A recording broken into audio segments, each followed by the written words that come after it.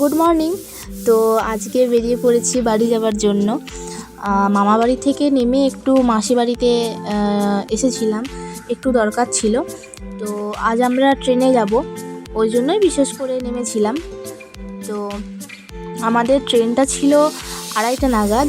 তো এই দিন একটু লেট করেছিল, 3:10-15 দিকে এসেছিল। আমাদের অনেকটা রাত হয়ে গিয়েছিল বাড়ি যেতে। তো এই যে বৃন্দাবনপুর, এখানে আমার মাসি ঘর।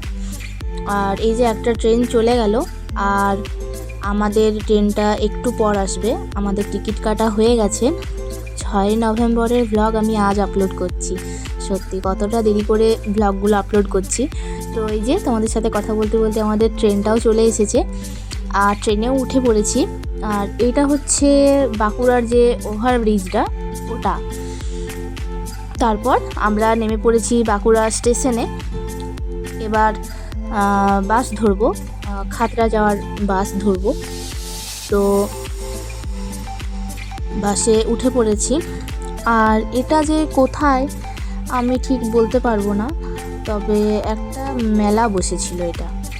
হ্যাঁ, তাহলে আজকের মতো ব্লগটা এতটুকুই। দেখা হচ্ছে আবার কালকের ব্লগে। টাটা।